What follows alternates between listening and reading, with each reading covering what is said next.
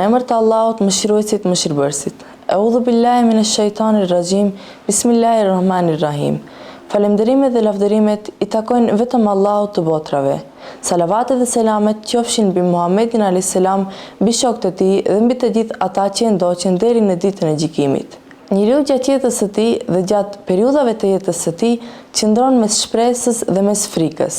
Ai e bën atë që Allahu xhaleshanuhu e ka urdhëruar dhe largohet atë që Allahu xhaleshanuhu ja ka ndaluar.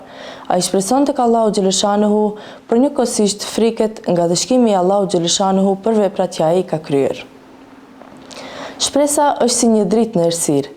Shpresa është si një shtrëngim kur ne jemi duke u rrëzuar. Shpresa është ajo që na bën neve ta vazhdojmë jetën.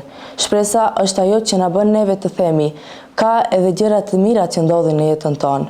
Shpresa është diçka e bukur, shpresa është një buzëqeshje në errësirë. Shpresa është ajo që na mban gjallë edhe pse neve na duket diçka që ka vdekur. Kemi edhe shumë histori të pejgamberëve tonë, ku njëri prej tyre është historia e Jakubit a.s.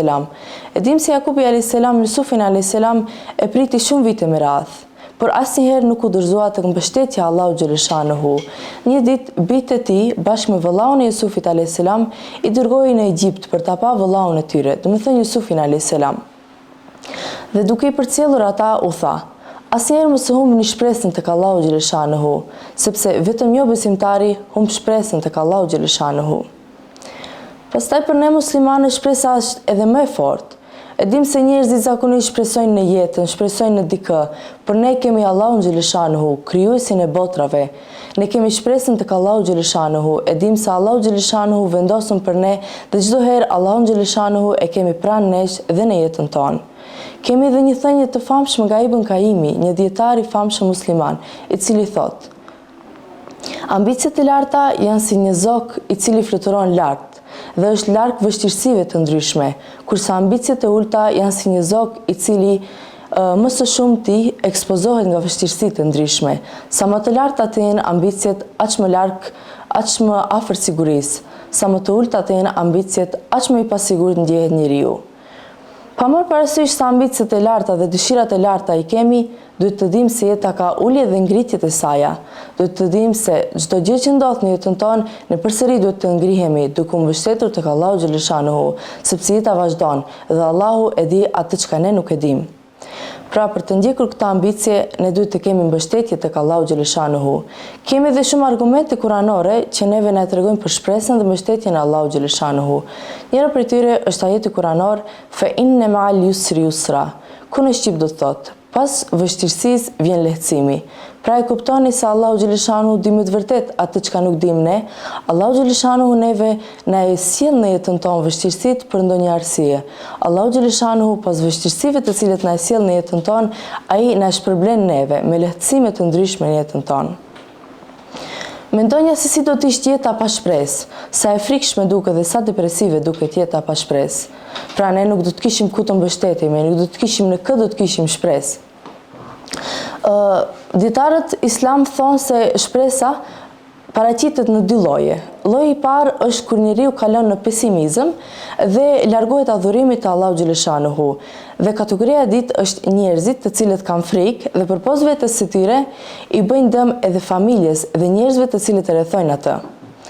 Në çdo situatë duhet të kemi mendjen tek Allahu xhaleshanuhu. Në çdo situatë duhet të dimë se Allahu e di më së miri ajo çka është më e mira për ne.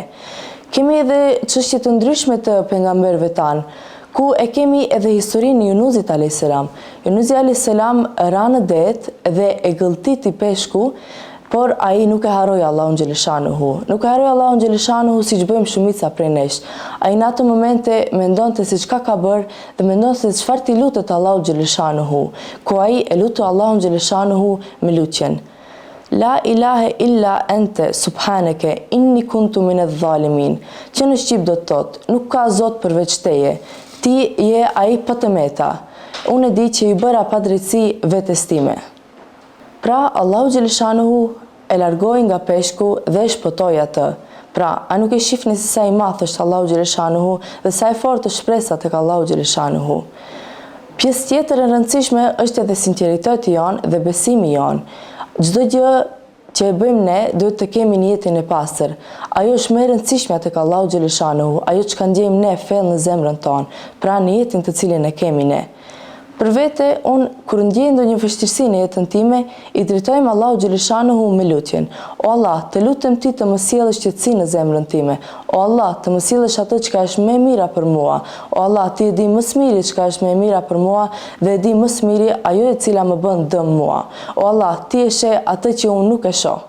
Pra, kjo është një nga mënyrat që ne ta kujtojmë Allahun xhaleshanuhu dhe të dimë më shumë për Allahun xhaleshanuhu.